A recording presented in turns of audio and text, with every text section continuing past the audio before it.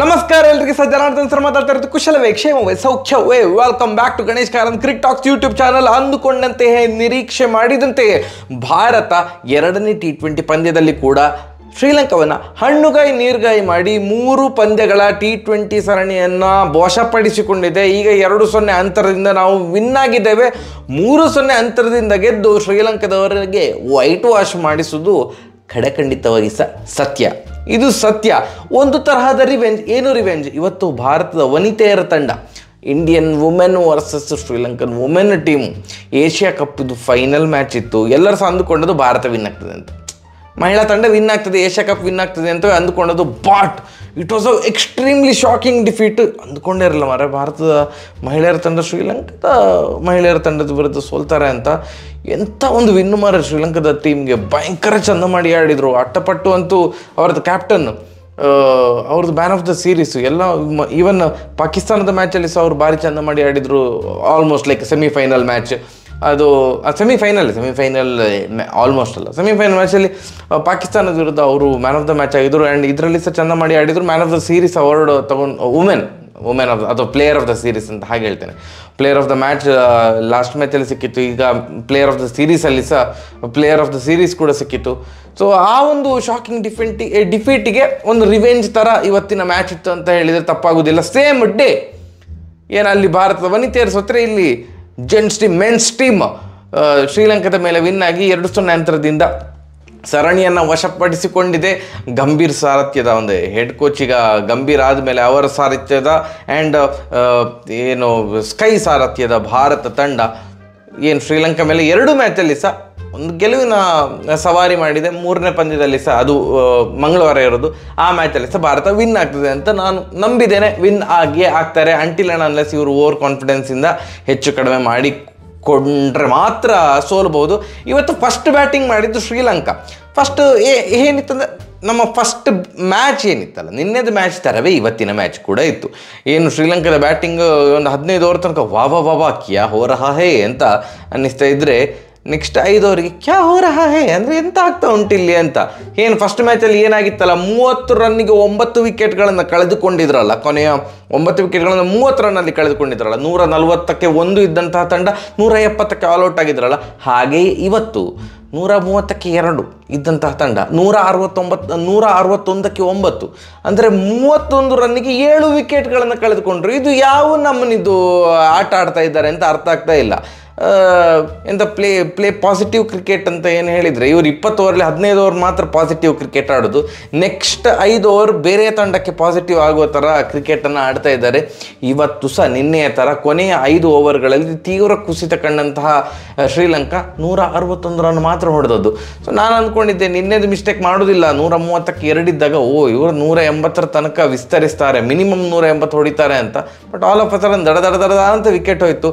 ನಿನ್ನೆ ಶನಾಕ ಅವರ X captain ಶನಾಕ ಅವರು 0 ಬಾಲ್ 0 ಹೊಡೆದ್ರೆ ಇವತ್ತು ಭಯಂಕರ ಇಂಪ್ರೂವ್ಮೆಂಟ್. ಸೂಪರಾಗಿ ಆಡಿದರು ಮಾತ್ರ. ನಿನ್ನೆ 0 ಬಾಲಿಗೆ 0 ಶನಾಕ ಅವರು ಹೊಡೆದ್ರೆ, ಇವತ್ತು ಎಕ್ಸ್ಟ್ರೀಮ್ ಏನು ನೆಕ್ಸ್ಟ್ ಲೆವೆಲಲ್ಲಿ 1 ಬಾಲಿಗೆ 0 ಹೊಡೆದ್ರು. ಇಂಪ್ರೂವ್ಮೆಂಟ್ ಉಂಟು. ಮತ್ತು ಅಲ್ಟಿಮೇಟ್ ಅಲ್ಲ, 0 ಬಾಲಿಗೆ 0 ಮತ್ತು 1 ಬಾಲಿಗೆ 0 ತುಂಬ ಫರಕ್ ಉಂಟು. ಸೊ ಆ್ಯಂಡ್ ಎವರ್ ಕನ್ಸಿಸ್ಟೆಂಟ್ ಹಸರಂಗ್ ಅವರು ನಿನ್ನೆ ಸಿಂಗಲ್ ಡಿಜಿಟ್, ಇವತ್ತು ಸಿಂಗಲ್ ಡಿಜಿಟ್. ನಿನ್ನೆ 2 ರನ್ ಹೊಡೆದ್ರೆ ಇವತ್ತು 0 ಬಂದರು. ಒಟ್ಟು ಬ್ಯಾಟ್ ಬೀಸಿದ್ರು ನಮ್ಮ ಗಿರ ಬಾಯ್ ಬಿಷ್ನಾಯ್ ಅವರ ಓವರಲ್ಲಿ ಶನಾಕ ಮತ್ತು ಹಸರಂಗ್ ಅವರು ಡಮ್ ಅಂತ ವಿಕೆಟ್ ಒಪ್ಪಿಸಿದ್ರು. ಮತ್ತು ಲಾಸ್ಟ್ ಓವರಲ್ಲಿ ಅಕ್ಷರ್ ಪಟೇಲ್ ಅವರು ಡಮ್ ಅಂತ 2 ವಿಕೆಟ್ ತೆಗೆದ್ರು. ಮತ್ತು ನಿನ್ನೆ 3 ವಿಕೆಟ್ ತೆಗೆದಂತಹ ಪರಾಗ್ ಅವರು ಇವತ್ತು ವಿಕೆಟ್ ತೆಗಲಿಲ್ಲ. ಬಟ್ 4 ಓವರ್ ಹಾಕಿದ್ರು, 4 ಪೂರ್ತಿ ಓವರ್ ಹಾಕಿದ್ರು. ಅವರು IPL ಅಲ್ಲಿ ಸಹ 4 ಕಂಪ್ಲೀಟ್ ಓವರ್ ಹಾಕಿರಲಿಲ್ಲ ಅಂತ ಕಾಣ್ತದೆ. ಇಂಟರ್ನ್ಯಾಷನಲ್ ಕ್ರಿಕೆಟಲ್ಲಿ ಅವರಿಗೆ 4 ಓವರ್ ಕೊಟ್ಟು ಆ್ಯಕ್ಚುಲಿ ಅವರು 6th ಬೌಲರನ್ನು 5th ಬೌಲರ್ ಆಗಿ ಯೂಸ್ ಮಾಡಿಕೊಂಡು ಅವರಿಗೆ 4 ಓವರ್ ಕೊಟ್ಟು ಯಾರು ನಮ್ಮ ಹಾರ್ದಿಕ್ ಪಾಂಡ್ಯ ಅವರು 5th ಬೌಲರ್ ತಂಡದ 5th ಬೌಲರ್, ಅವರನ್ನು 6th ಬೌಲರ್ ಆಗಿ ಯೂಸ್ ಮಾಡಿಕೊಂಡು ಅವರಿಗೆ 2 ಓವರ್ ಕೊಟ್ಟದ್ದು. ಅವ್ರಿಗೆ 2 ಓವರಲ್ಲಿ 2 ವಿಕೆಟ್ ತೆಗೆದ್ರು. ನಿನ್ನೆ ಮ್ಯಾಚಲ್ಲಿ ಅವ್ರು ವಿಕೆಟ್ ತೆಗೆದಿರಲಿಲ್ಲ, ಪರಾಗ್ ಅವರು ವಿಕೆಟ್ ತೆಗೆದಿದ್ರು. ಇವತ್ತಿನ ಮ್ಯಾಚಲ್ಲಿ ಪರಾಗ್ ಅವರು ವಿಕೆಟ್ ತೆಗಲಿಲ್ಲ, ಬಟ್ ಹಾರ್ದಿಕ್ ಪಾಂಡ್ಯ ಅವರು ವಿಕೆಟ್ ತೆಗೆದ್ರು. ಬಿಷ್ನಾಯ್ 3 ವಿಕೆಟ್, ಅಕ್ಷರ್ ಪಟೇಲ್ ಅವರು 2 ವಿಕೆಟ್, ನಮ್ಮ ಹಾರ್ದಿಕ್ ಪಾಂಡ್ಯ ಅವರು 2 ವಿಕೆಟು. ಈ ಒಂದು ಇದೆಲ್ಲ ಹರ್ಷದೀಪ್ ಸಿಂಗ್ 1 ವಿಕೆಟ್, ಇದೆಲ್ಲ ಕಾಂಟ್ರಿಬ್ಯೂಷನ್ನಿಂದ ಭಾರತ 161ಕ್ಕೆ 9 ವಿಕೆಟ್ಗಳನ್ನು ಕಬಳಿಸಿತ್ತು. ಭಯಂಕರ ಕಮ್ ಬ್ಯಾಕ್. ನಿನ್ನೆ ಹೇಗೆ ಕಮ್ ಬ್ಯಾಕ್ ಇತ್ತು ಹಾಗೆ ಕಮ್ ಬ್ಯಾಕ್. ಬಟ್ ಮಳೆ ಮಳೆ ಮಳೆ ಮಳೆ ಮಳೆ ಭಯಂಕರ ಮಳೆ.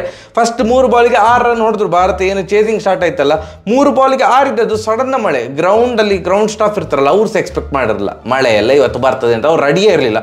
ಜ್ವರಂತ ಸುರ್ಲಿಕ್ಕೆ ಸ್ಟಾರ್ಟ್ ಆಯಿತು. ಫುಲ್ ಕನ್ಫ್ಯೂಷನ್, ಎಲ್ಲಿಂದ ಹೇಗೆ ಬಂತು ಮಾರ್ರೆ ಅಂತ, ಯಾರು ಎಕ್ಸ್ಪೆಕ್ಟ್ ಮಾಡಿರಲಿಲ್ಲ ಅಂತೆ.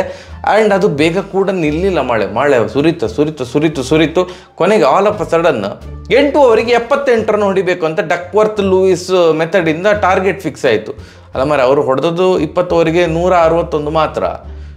8 ಓವರಿಗೆ 78 ಹೊಡಿಬೇಕಂತಂದರೆ 1 ಓವರಿಗೆ 10 ರನ್ ತೆಗೆಯುವಂತಹ ಒಂದು ಟೆನ್ಷನ್ ಸ್ಕೋರೇ. ಒಂದು 20 ಓವರಿಗೆ 200 ರನ್ ಹೊಡಿಬೇಕು ಹೇಳಿದಾಗ ಆಯ್ತು. 8 ಓವರಿಗೆ 78 ರನ್ ಹೊಡಿಬೇಕಾದಂಥ ಅನಿವಾರ್ಯತೆ. 3 ಬಾಲಿಗೆ 6 ರನ್ ಹೊಡೆದಾಗಿದೆ. ಫಸ್ಟ್ ಓವರಲ್ಲಿ 12 ರನ್ ಹರಿದು ಬಂತು. ಜೈಸ್ವಾಲ್ ಸೂಪರ್. ಆ್ಯಂಡ್ ಈ ವಿಷಯ ನನಗೆ ಎಲ್ಲಿಯೂ ಆಲ್ಮೋಸ್ಟ್ ನೆನಪೋಗಿತ್ತು, ಟಕ್ಕಂತಿಗೆ ನೆನಪಾಯಿತು. ನಾವು ಯಾವಾಗ ನಮ್ಮ ಒಂದು ಪ್ರೀವಿಯಸ್ ವೀಡಿಯೋದಲ್ಲಿ ಅಥವಾ ಯಾವುದೋ ಒಂದು ವೀಡಿಯೋದಲ್ಲಿ ಸ್ಯಾಮ್ಸನ್ ಅಂತ ಹೇಳ್ತೇನೆ. ನೆಕ್ಸ್ಟ್ ಮ್ಯಾಚ್ ಅವರಿಗೆ ಆಪರ್ಚುನಿಟಿ ಸಿಕ್ಕಾಗ ಇಮಿಡಿಯೇಟ್ ನೆಕ್ಸ್ಟ್ ಮ್ಯಾಚಲ್ಲಿ ಢಮಾರಾಗಿರ್ತಾರೆ. ಇವತ್ತು ಫಸ್ಟ್ ಬಾಲ್ 0 ಔಟ್ ಸ್ಯಾಮ್ಸನ್. ಇವತ್ತು ಸ್ಯಾಮ್ಸನ್ ಅವರಿಗೆ ಚಾನ್ಸ್ ಸಿಕ್ಕಿತ್ತು. ಗಿಲ್ ಅವರು ಎದ್ದಾಗ ಅವರ ಕುತ್ತಿಗೆ ಉಳುಕಿತ್ತು ಅಂತ ಕಾಣ್ತದೆ. ಕುತ್ತಿಗೆ ನೋವಿನಿಂದ ಇವತ್ತು ಬಳಲ್ತಿದ್ರಂತೆ. ಸೊ ಗಿಲ್ ಅವರಿಗೆ ರೆಸ್ಟ್ ಕೊಟ್ಟು ಸ್ಯಾಮ್ಸನ್ ಅವರಿಗೆ ಚಾನ್ಸ್ ಕೊಟ್ಟಿದ್ರು. ಮಳೆ ಬರದಿದ್ದಿದ್ರೆ ಹೇಳಲಿಕ್ಕಾಗೋದಿಲ್ಲ. ಒಂದು ಆಪರ್ಚುನಿಟಿ ಒಳ್ಳೆ ಚೆಂದ ಯೂಸ್ ಮಾಡಿಕೊಳ್ತಿದ್ರೆ ಏನಂತ ಗೊತ್ತಿಲ್ಲ. ಆಲ್ ಆಫ್ ಅ ಸಡನ್ 8 ಓವರಿಗೆ 78 ರನ್ ತೆಗೆಯುವಂತಹ ಒಂದು ಪರಿಸ್ಥಿತಿ. ಸೊ ಬಾಲ್ ವೇಸ್ಟ್ ಮಾಡಲಿಕ್ಕಿಲ್ಲ. ಆ್ಯಂಡ್ ಅವರು ಎದುರಿಸಿದ ಫಸ್ಟ್ ಬಾಲೇ ಡಮ್ ಅಂತ ಕ್ಲೀನ್ ಬೋಲ್ಡಾಗಿ ಔಟ್ ಆದಾಗ ನಿನಗೆ ಅಣ್ಣ ಚಾನ್ಸ್ ಸಿಗುವುದೇ ಕಷ್ಟದಲ್ಲಿ. ಮೂಲೆ ಗುಂಪು ಮಾಡಬೇಕು ಅಂತ BCCI ತೀರ್ಮಾನಿಸ್ತಾ ಇದ್ದಾರೆ. ಅದಕ್ಕೆ ಪೂರಕವಾಗಿ ನಿಮ್ಮ ಇನ್ನಿಂಗ್ಸ್ ಕೂಡ ಆಗ್ತಾ ಇದ್ದರೆ ಫ್ಯಾನ್ಸಿ ಎಷ್ಟಂತ ಸಪೋರ್ಟ್ ಮಾಡೋದು ಎಂತಂತ ಅರ್ಥ ಆಗಿಲ್ಲ. ತುಂಬ ಬೇಜಾರಾಯಿತು ಅವ್ರು ಫಸ್ಟ್ ಬಾಲ್ ಟಕ್ಔಟ್ ಆದಾಗ.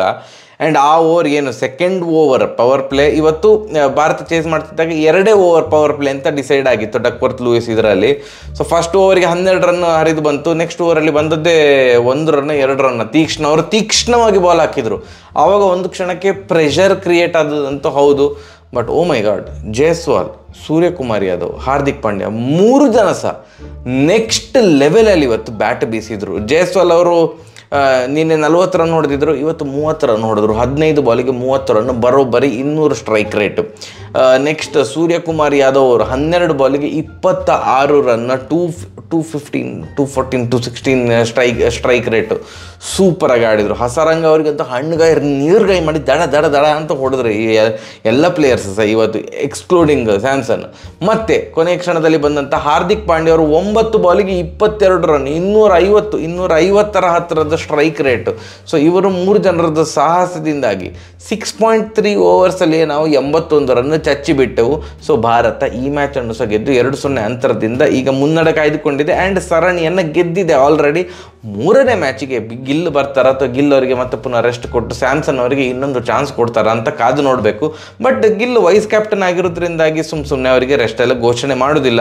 ವಾಪಸ್ ಸ್ಯಾಮ್ಸನ್ ಅವರು ತಂಡದಲ್ಲಿ ಸ್ಥಾನ ಪಡೆದುಕೊಳ್ಳೋದಿಲ್ಲ ಅಂತ ಕಾಣ್ತಾ ಉಂಟು 11ಗೆ. ಇಲ್ಲ ಇದ್ರೆ ಹಾರ್ದಿಕ್ ಪಾಂಡ್ಯ ಅವರಿಗೆ ರೆಸ್ಟ್ ಕೊಟ್ಟು ಸ್ಯಾಮ್ಸನ್ ಅವ್ರನ್ನ ಇಟ್ಕೊಳ್ಬೋದು. But it is very unlikely to happen because 6 bowling option ಇರಲೇಬೇಕು ಅಂತ ಭಾರತ ನಿರ್ಧರಿಸಿದೆ. ಸೊ ಆದ್ದರಿಂದ ಸ್ಯಾಮ್ಸನ್ ಅವರು ಪ್ಲೇಯಿಂಗ್ 11ನಲ್ಲಿ, ಗಿಲ್ ಅವರು ವಾಪಸ್ ಬಂದರೆ ಪ್ಲೇಯಿಂಗ್ 11ನಲ್ಲಿ ಸ್ಯಾಮ್ಸನ್ ಅವರಿಗೆ ಚಾನ್ಸ್ ಸಿಗೋದು ಡೌಟ್. ಸೊ ಆದ್ದರಿಂದ ಈ ಒಂದು 3 ಪಂದ್ಯಗಳ ಸರಣಿಯಲ್ಲಿ ಸ್ಯಾಮ್ಸನ್ ಅವರ ಕಾಂಟ್ರಿಬ್ಯೂಷನ್ 0 ಎಂತ ಮಾಡಲಿಕ್ಕೆ ಆಗೋದಿಲ್ಲ. ODI ಸೀರೀಸಲ್ಲಿ ಸ್ಯಾಮ್ಸನ್ ಅವರನ್ನು ಸಿಲೆಕ್ಟ್ ಮಾಡಿಲ್ಲ ಸೀರೀಸಿಗೆ. So Samson should work on his batting. ಎಂಥದ್ದು ಗೊತ್ತಿಲ್ಲ, ಲಕ್ಕಿಗೆ ಕೆಲಸ ಬೇಕಾಗ್ತದೆ ಎಂತ ಅನ್ನಿಸ್ತದೆ. 3ನೇ ಪಂದ್ಯ ಎಂತ ಆಗ್ಬೋದು, ಇವತ್ತಿನ ಪಂದ್ಯ ಯಾವ ಥರ ಇತ್ತು ಅಂತ ನಿಮ್ಗೆ ಅನ್ನಿಸಿತ್ತು ಅಂತ ಕಮೆಂಟ್ ಸೆಕ್ಷನಲ್ಲಿ ತಿಳಿಸಿ. ಸರಿ, ಹಾಗಾದರೆ ಬರುವ ನಮಸ್ಕಾರ. ಈ ಚಾನಲ್ಗೆ ಸಬ್ಸ್ಕ್ರೈಬ್ ಆಗಿ ಪ್ಲೀಸ್. ನಮಸ್ಕಾರ.